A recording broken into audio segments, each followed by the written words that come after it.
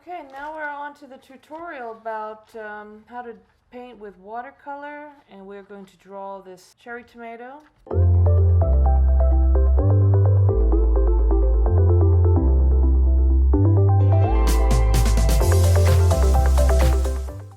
Alright, this is a Winsor & Newton. It's a very decent brand watercolor kit.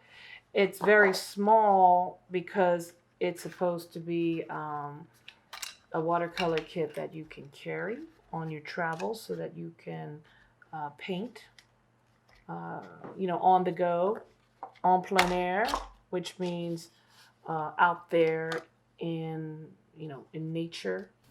This is your little water dish, but I'm using this cup, this metal cup that's designated for painting with. I designate my water cups to just painting cups because some of these art supplies, some of these pigments have cadmium in them, and cadmium can cause cancer. Some of these pigments have ingredients that give them brilliant color, but they are not good for your health. So I should not drink out of this cup ever again. So I use this just for painting, and I do not use it for anything else.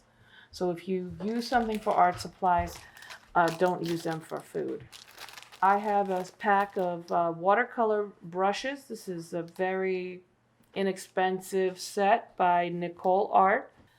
All the colors are unwrapped except for white. I'm going to avoid using any white. Most purists in watercolor do not use white. They use the white of the paper. They use resist technique. They use frisket. They use white crayon to create a resist to protect the white of the paper, and then the watercolor will bead off of the crayon. I've actually sharpened my daughter's white crayon, Crayola crayon, with just a cheap pencil sharpener to get myself a nice point to create highlights. And these are watercolor brushes. They're made out of a natural hair. Usually it's squirrel hair. And I pre-wash them because all new brushes have some sort of a sizing, which is a starch to make all the hairs look nice and even and nice and pretty in the packaging. But you need to wash that off with a little bit of soap and water and cold water. Never wash brushes with hot water or warm water because they are kind of glued into the bottom of this metal ferrule, and that will break down the brush a whole lot faster. So use always cold water, mild soap when you wash out your brushes. For the watercolor painting, I recommend you do draw with a pencil, like an H pencil. 2H would be nice, or even a 4H.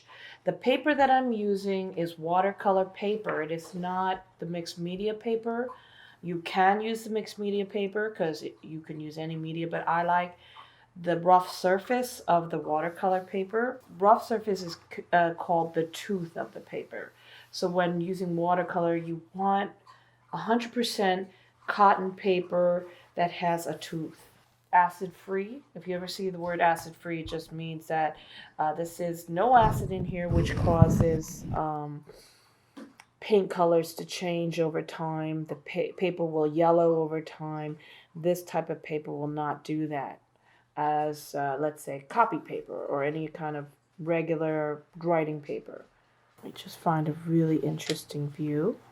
I'm going to draw a little bit bigger than life because the subject is so small and I'm just using this humongous piece of paper. So I'm going to draw it a little bit bigger than real life. So I'm just going to do a nice, very light sketch. The drawing is really not as important as the painting, but I do want to be accurate even in my drawing. So I'm right now drawing what's called the calyx.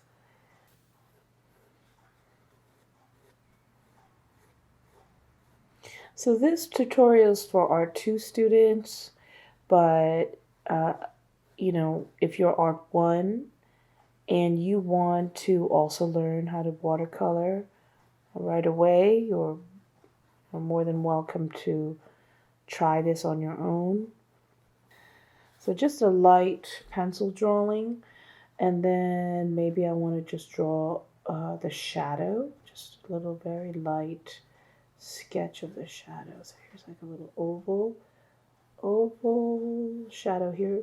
And then there's another little kind of more circular shadow over here. Like that. Okay. Before I start painting, I know that it's going to be a little bit difficult to see because this is a white crayon and we're drawing white on white. But when you use watercolor, you have to strategize a little bit and prepare the highlighted areas by covering them up with a waxy resist like this white Crayola crayon, or you can brush on kind of like a very thin gluey substance called Frisket that's used by airbrush artists and watercolorists, or you can use rubber cement if you don't have anything like Frisket on hand. But all those things prevent the watercolor paint from getting in that area. Since this is wax, the watercolor paint will bead off the paper right here. So just really press kind of hard. I also want to put a little bit on the side of the stem here. And there's a little bit right here. I'm not pressing as hard here because I want a little bit of watercolor to seep in right there. And maybe even a little bit here. Okay, so I put a little bit of wax on all the areas that I don't want the watercolor to absorb into.